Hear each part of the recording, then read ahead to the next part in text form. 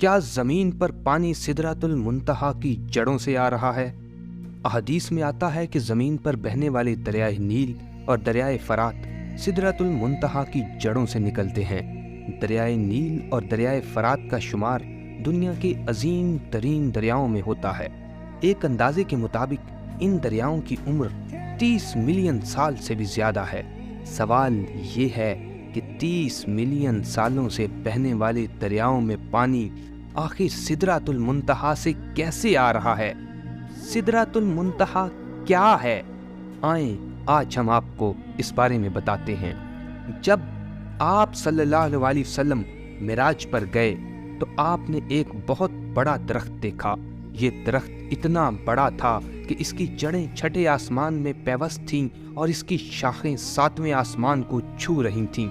اس درخت کا نام سدرۃ المنتہا تھا۔ سدرۃ المنتہا کی جڑوں سے 4 نہریں نکل رہی تھیں۔ آپ صلی اللہ علیہ وآلہ وسلم نے جبرائیل علیہ السلام سے پوچھا کہ یہ کون سی نہریں ہیں؟ جواب ملا 2 نہریں جنت الماوا میں جا رہی ہیں اور 2 نہریں زمین پر دریائے نیل اور دریائے فرات میں نکلتی ہیں۔ اب سوال یہ ہے کہ سدرۃ المنتہا کہاں ہے؟ کیا سدرۃ المنتہا کسی دوسرے سیارے پر ہے یا سدرۃ المنتہا کسی دوسری کائنات میں ہے؟ یہ بات تو کنفرم ہے کہ سدرۃ المنتہا اور زمین کے مابین اربوں کھربوں نوری سالوں کا فاصلہ ہے۔ سوال یہ ہے کہ آخر زمین سے اتنا فاصلہ ہونے کے باوجود سدرۃ المنتہا سے نکلنے والا پانی زمین تک کس ذریعے سے پہنچ رہا ہے؟ زمین پر پانی کہاں سے آیا؟ یہ سوال ہمیشہ سے سائنسدانوں کے لیے ایک معمہ رہا ہے۔ ایک عرصے تک سائنسدانوں کا یہ خیال تھا کہ زمین پر پانی کیمیائی عمل کے نتیجے میں وجود میں آیا۔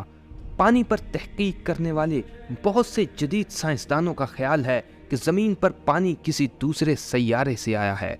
20ویں صدی کے آغاز میں کچھ سائنسدانوں نے نظریہ دیا تھا کہ زمین کے بننے کے فوراً بعد کئی سالوں تک شہاب ثاقب کی بارش ہوتی رہی۔ عین ممکن ہے کہ یہ شہاب ثاقب اپنے ساتھ پانی زمین پر لائے ہوں۔ سوال یہ ہے اگر دریائے فرات اور دریائے نیل میں پانی سدرۃ المنتہا کی جڑوں سے آتا ہے تو سائنس اس بارے میں کیا کہتی ہے؟